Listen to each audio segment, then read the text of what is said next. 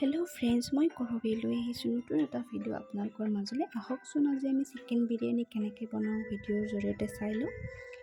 বিৰিয়ানীৰ কাৰণে মই লৈ লৈছোঁ মাংস, বিলাহী, পিঁয়াজ, নহৰু, আদা, জলকীয়া। পিঁয়াজ আৰু বিলাহীখিনি মই কাটি লৈছোঁ। এক্সট্ৰাকৈ এটা পিঁয়াজ কাটি লৈছোঁ। নহৰু, আদা, জলকীয়াখিনি আমি পিচি ল'ম। এতিয়া মই এক্সট্ৰাকৈ কাটি লোৱা পিঁয়াজখিনি ভাজি ল'ম, কেৰাহীত বহাই দিম। আমাৰ ভাজি হৈ গ'ল। এতিয়া মই কুকাৰটো গৰম হ'বলৈ বহাই দিছোঁ। এতিয়া তাত তেল দি দিম।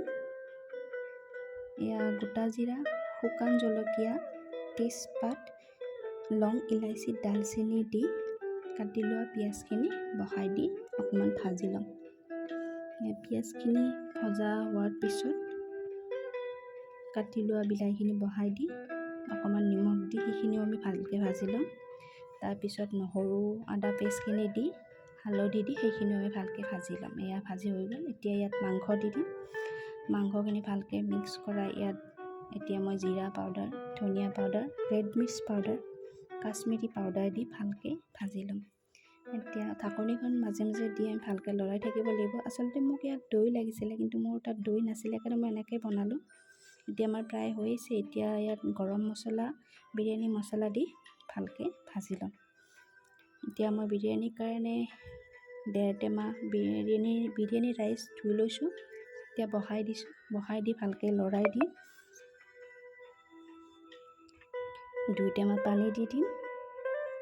পানী দিও অকণমান ভালকৈ লৰাই দিম। দেখিছেনে? এতিয়া মই ভাজি লোৱা পিঁয়াজখিনি ইয়াৰ ওপৰত দি দিম।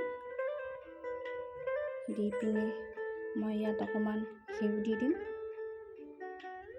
ঘিউ দি মই ঢাকনিখন লগাই 2টা চিটি যাবলৈ দিম।